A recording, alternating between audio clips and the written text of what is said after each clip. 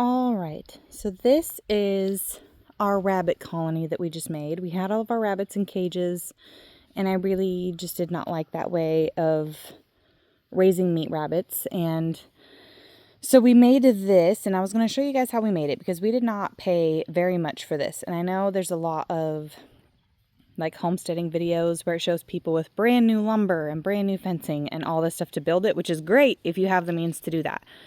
But I think a lot of people, like, meat is expensive.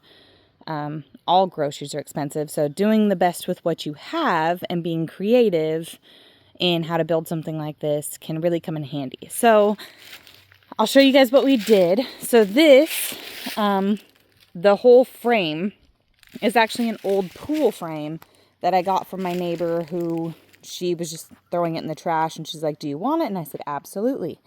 So we took it. And then we set it up, and then around the whole back side, we took pallets, and they weren't even fancy pallets. They were the ones kind of, you know, falling apart and all that.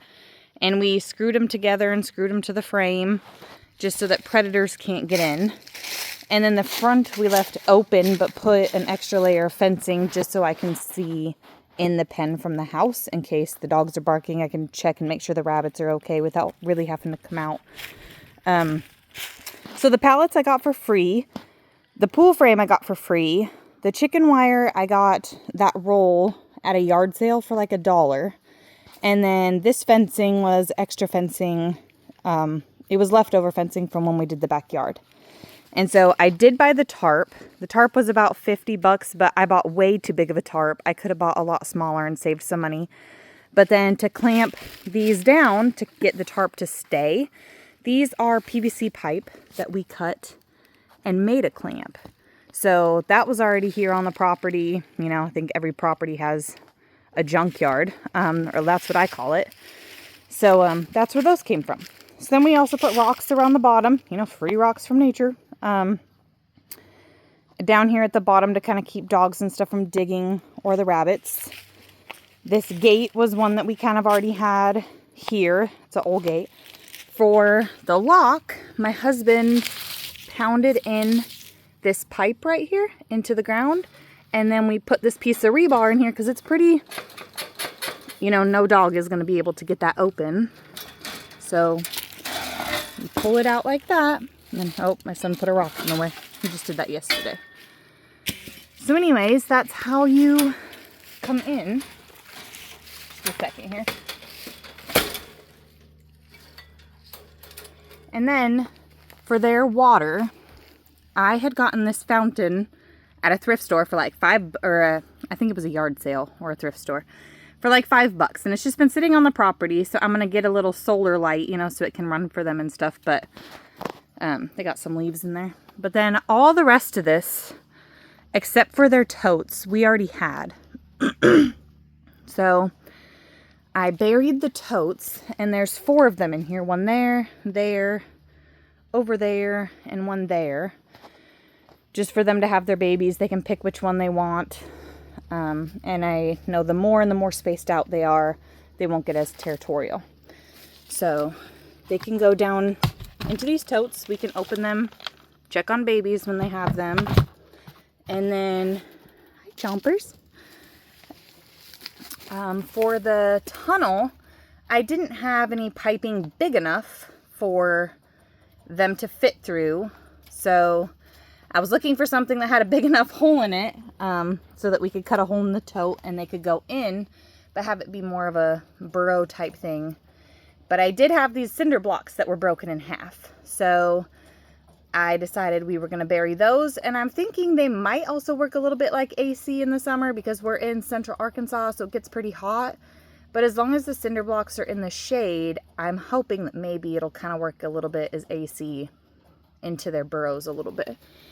And then these logs we just got from the woods. All these rocks we had here on the property, so I hope that they will kind of work as like AC as well, that they can lay up against, and they love it in there. There's one of our mamas in there.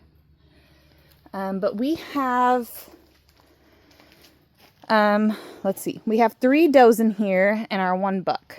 And then I need to give them more hay. But that's also, you probably recognize it. It's an old basket from a freezer.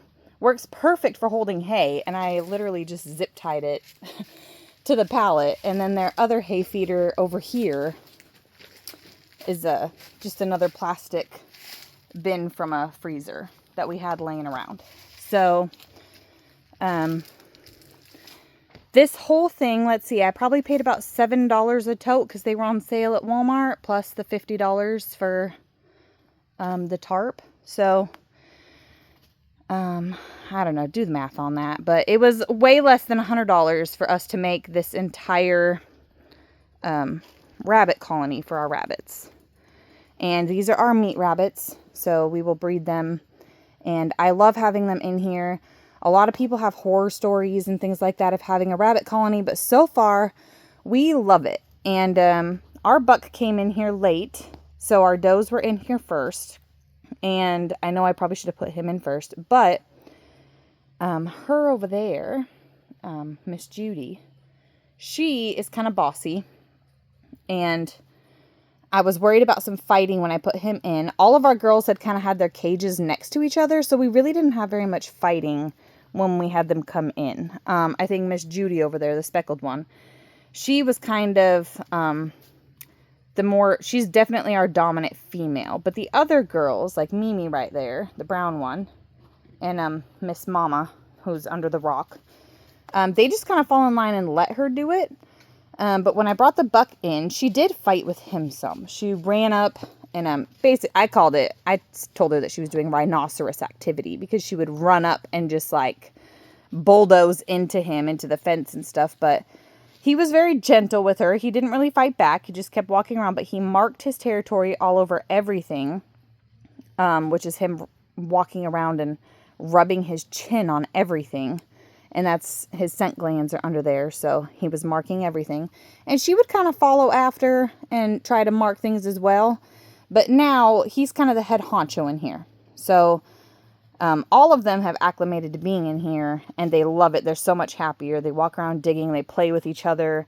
There's no fighting. And the girls are definitely controlling the breeding. He will try, but he will only try so much. And there's enough space that they can get away from him if they're not in the mood, if they're not ready.